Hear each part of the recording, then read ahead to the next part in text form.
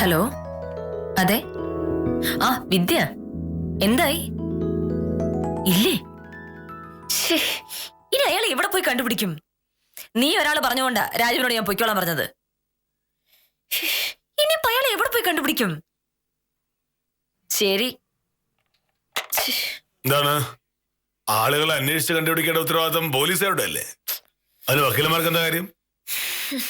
ഒരു വലിയ അബദ്ധം പറ്റും മോനട്ടാ. വിദ്യാലക്ഷ്മി വന്നിട്ട് വക്കാലത്ത് ഒപ്പിട്ട ഒരു രാജീവൻ. അയാളുടെ കേസ് കഴിഞ്ഞ 2-3 മാസമായിട്ട് ഞങ്ങൾ ബാധിച്ചോണ്ടിരിക്കുക. ഒരു സിവിൽ കേസ്.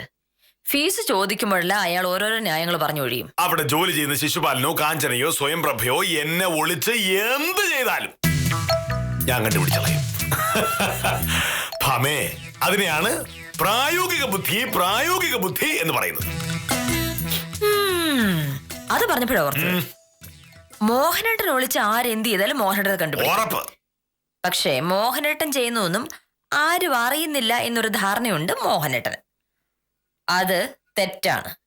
മോഹനേട്ടൻ കാണിക്കുന്നതെല്ലാം ഞാൻ അറിയുന്നുണ്ട്. ഇന്നലെ രാവിലെ ആഫീസിലേക്ക് പോകുന്ന വഴി വെച്ച് കണ്ട ആ പെണ്ണാരാ? ഒക്കെ ഞാൻ അറിയുന്നുണ്ട് മോഹനേട്ടാ.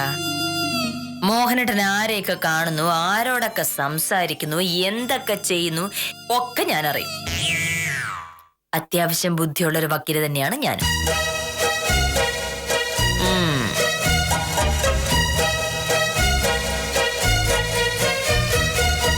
ഞാൻ മോഹനേട്ടനെ കണ്ണടച്ചങ്ങ് വിശ്വസിച്ച് വെച്ചിരിക്കുകയാണെന്ന്. അത് തെറ്റാ. എന്നെ പറ്റിച്ച് മോഹനേട്ടൻ എന്ത് ചെയ്താലും അതെന്നെ അറിയിക്കാൻ ഞാൻ സകല സ്ഥലത്തും ആളെ വെച്ചിട്ടുണ്ട്. അത് പറഞ്ഞ മോഹനേട്ടൻ അവരെ തട്ടൂല്ലോ. ഞാൻ പറയാനേ പോകുന്നില്ല. പക്ഷേ എല്ലാം ഞാൻ അറിയുന്നുണ്ടെന്നുള്ളൊരു ബോധമുള്ളത് നല്ലതാണ്. സത്യം പറ, ആരാണ് ഇവിടെ വിളിച്ച് ഓരോന്ന് പറഞ്ഞു തരുന്നത്? അതാരെങ്കിലും ആയിക്കോട്ടെ, മോഹനേട്ടൻ പക്ഷെ ഒന്ന് സൂക്ഷിക്കുന്നത് നല്ലതാണ്.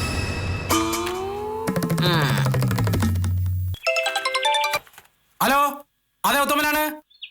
അയ്യോ പങ്കാശ ചേട്ടാ, എന്തൊക്കെയുണ്ട് വിശേഷങ്ങള്? വിളിച്ചിട്ട് ഒരുപാട് കാലമായല്ലോ. ഇതെവിടെയായിരുന്നേ? ഓ എന്തോന്ന് വിശേഷം? അതെ അതെ അതെ. ഓ ഞാൻ ഉച്ച കഴിയുമ്പോ ഫ്രീ ആണ്. അതൊന്നും വേണ്ടെന്നേ, പങ്കാശ ചേട്ടാ എന്നെ ഒന്ന് വിളിച്ചാ മതി, ഞാൻ അങ്ങോട്ട് വന്നോളാം. എന്റെ പങ്കാശ ചേട്ടാ, ഈ ഉത്തമം വിചാരിച്ചാൽ അറിയാൻ പറ്റാത്ത എന്ത് കാര്യമാണ് നാട്ടിലുള്ളത്. ഞാനെല്ലാം അറിയും. ഞാൻ ആരാ മോനെന്നേ? പങ്കാശ ചേട്ടാ, ഞാൻ ഉച്ച കഴിഞ്ഞ് വിളിക്കാമേ, നമുക്ക് കാണാം. ഓ നമസ്കാരം സാറേ. ആരെ പറ്റിയുള്ള രഹസ്യങ്ങളാണ് പങ്കജാക്ഷൻ ചേട്ടന് ഇപ്പോൾ ചോർത്തി കൊടുത്തത്? ചാരാ രഹസ്യം?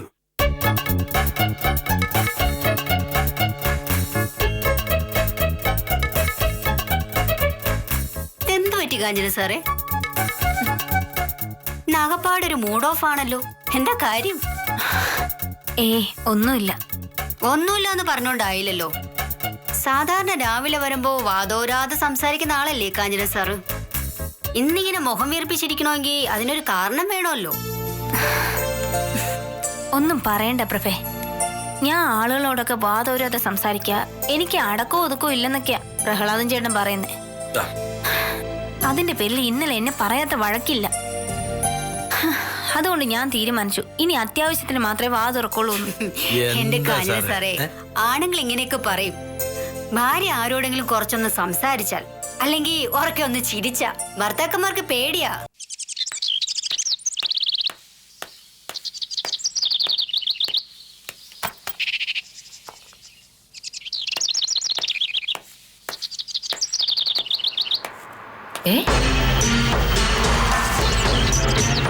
ഇതെന്താ വലിയ അപ്സരത്താ? നേരത്തെ മണി 5 കഴിഞ്ഞതല്ലേ ഉള്ളൂ.